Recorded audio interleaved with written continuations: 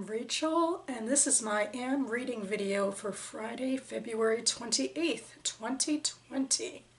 So I recently got back from my monthly book club meeting where we read a quite different book than I thought is our usual, a mafiosa sort of tough guy book, and I was sure there'd be some dudes there at the meeting, but nope, it was a pretty small meeting and it was just me and the ladies. But anyway, we were reading and discussing Button Man by Andrew Gross, who I believe is pretty well established in the thriller community. I'm not really in my genre at all. It was quite different. Just the high-octane stuff, not only the violence, but just how much of a thrumming beat it all had. Anyway, this story takes place mostly in the 20s and the 30s in New York, particularly in the Lower East Side, amidst tensions between members of the Jewish mafia who are, running a racket, a union racket, where they're really just bleeding, the local Jewish businesses dry, basically. So, feuding between those two factions, basically the mafia and the businesses they're running dry. I guess I should say that it's not so much a feud between them as one man who stands up for what's right, Morris Robb, who works in the garment industry and just won't take any of their crap. There's a lot of real-time characters in this, real mobsters who make an appearance. Most prominently, Louis Buchalter makes it. He's sort of the big boss that Morris has tete-a-tete with. One of the major things Gross tries to build up in the story is that, it makes quite obvious, is that Rob is basically who Buchalter could have been. He still gets to be the tough guy, no-nonsense, street-smart, manly guy who can take care of his own business, but he does it in a legit way, like, with legit business, rather than, Murder Incorporated, the real thing that Buchalter was involved in. Morris is really a bit of a Gary Stu type character, and he was supposed to be quite lovable, I think, and actually, in fact, based off of Gross's grandfather, who I assume, did his own standing up to pressure when he was in business around this time. And certainly especially one of the members of my group really responded to him as, the hero. Who, stood up to all of this bullying pressure.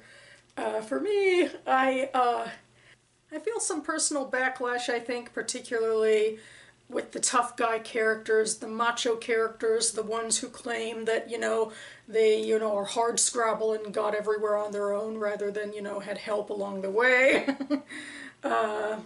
Not to mention, this just, isn't my type of book at all. It's riddled with cliches and passive writing and pretty much nothing by way of female involvement at all, or characters or anything in this story. So Morris mostly annoyed me. And that was before the ending where he basically turned into Superman. And that's all I'll say about that, I guess. So it wasn't for me, but I thought it figured it would be fun to talk about because, there's so much, like, stuff happening, violent sort of stuff. And there's, also a sort of family drama thing with him and a brother who is, more drawn into the mafia lifestyle, kind of that easy money, easy way stuff. So that, I guess, was sort of the most intriguing personal part, although I don't necessarily think that writing nuanced emotional character stuff was Gross's strong suit either. So, but it was fun and, impressive in its way regarding the research involved, the historical research. And I got to tell the other ladies at the book club that yes, indeed, were Jewish mafia members. Apparently, they hadn't watched Boardwalk Empire like I had. I was thinking we'd have some guys there who might, you know, be more knowledgeable about the Jewish mob, but apparently not. But at least me and the ladies got to talk about this. But moving on from that, I figured I would end the month by reading this book. This is a late middle grade / early YA book about immigration from Mexico called Esperanza Rising by Munoz Ryan, also based on her grandparent in this case.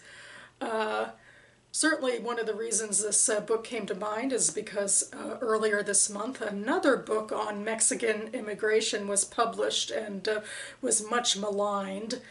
And I haven't read it and don't have any plans to, at least in the near future, but what it seems like to me is that it was an overwrought melodrama that was heralded by the largely white press as the immigration novel of the year or whatever. But another reason I wanted to get to this now is because I hauled it back in September as part of my Uncensored DC book scavenger hunt. For the last few years, the DC Library has put on a scavenger hunt of books that have been banned in the US or elsewhere, usually around a certain theme. And they hide several copies of 6 titles and put them in fancy covers, and we go to library branches and local businesses to try to weed them out.